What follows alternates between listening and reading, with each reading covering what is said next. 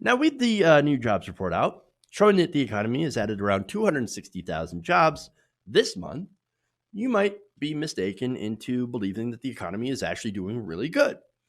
In fact, Donald Trump touts the economy all the time. In fact, says that's the reason that you shouldn't impeach me.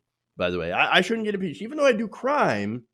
And what I clearly did was wrong. Over 500 legal experts drafted a memo today saying, yes, Donald Trump should be impeached for what he did when it comes to Ukraine.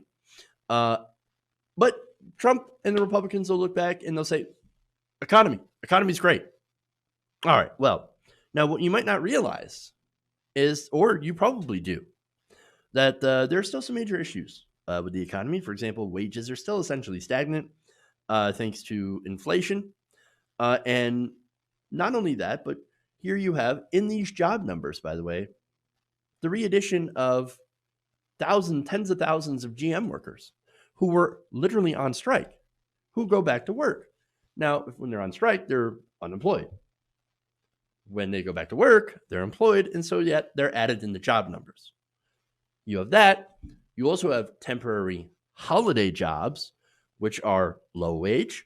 And by the way, you also have a situation where half of all Americans basically work for low wages, around $18,000 a year.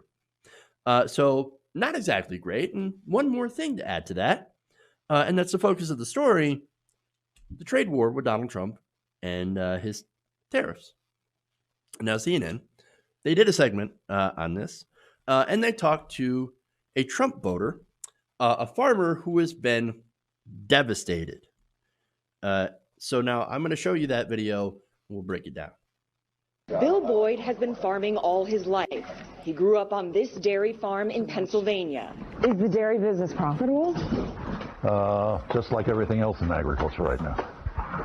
Barely profitable. Made more so, he says, by the trade war. What are your thoughts on the trade war? Good idea, bad idea? That was a bad idea. Boyd, a Republican, voted for President Trump, but doesn't support the president's tactics with China. How big of a hit has that loss of the China market been to you? It cost the farmers here $2 a bushel. Is that a lot? Yes, that's the profit. Pennsylvania will be a key state in the 2020 election. It helped elect President Trump in 2016, who campaigned here on promises made to farmers like Boyd. I think he's sort of backstabbing the main people who got him into office in the Midwest. All those Midwest states helped to vote him in, and also Pennsylvania. And he just left us down. Will you vote for him again in 2020? Unless they come up with a better alternative, I'm going to vote for him again.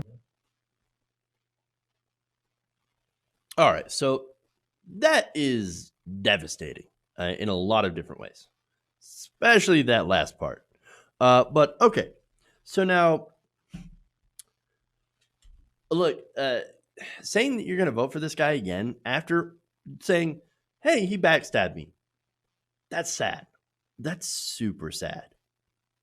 So, look, I grew up next to a dairy farm, by the way. I even worked there for a kid for a short time, right? I know that's a hard job.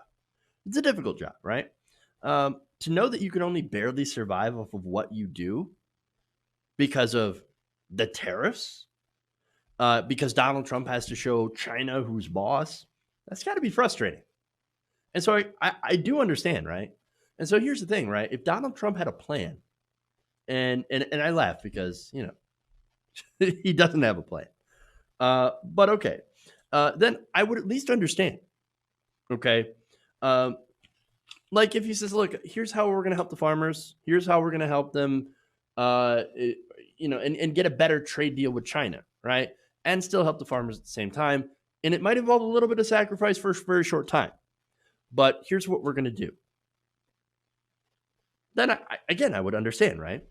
The thing is, Trump doesn't have a plan. He's not a smart person. He's not a very stable genius. And besides putting some handouts to a big industrial farm, he's essentially forgotten about these guys. And yet, here you have these farmers in the Midwest saying, I'll still vote for him, even though he stabbed me in the back. And by the way, Trump doesn't care about you. He'll stab anyone in the back. all he is looking for is votes. And you could say, well, yeah, look, well, that's most politicians. And you'd actually be correct about that. Most politicians are only looking for votes. I get it. But Trump, again, he campaigned on not being one of those people, campaigned on not being a typical establishment politician. And guess what? He's a typical establishment politician, except far worse. Because not only is he incredibly stupid, very, very dumb, he's also narcissistic, doesn't care at all about the voters or about how much pain he inflicts on the farmers. And again, that is the problem here. And so this entire story is an absolute disaster. Hey guys, hopefully you enjoyed that free video. Now I'm going to have to ask you a favor. Between the demonetization and the YouTube algorithm messing around with view counts, etc., we're having a hard time adjusting to the new YouTube reality, which is where you guys come in. See, we have a Patreon, patreon.com/TYTNation, set up to help us rely on you guys, the viewers, instead of big corporate ads. Look, you know the show. You know I'm not in favor of big corporations anyway. So help us transition away from relying on the ad model to pay the bills and sign up to be a patron, patreon.com/TYTNation. That goes a long way to help us keep the lights on. And you guys will know that you're supporting independent progressive media.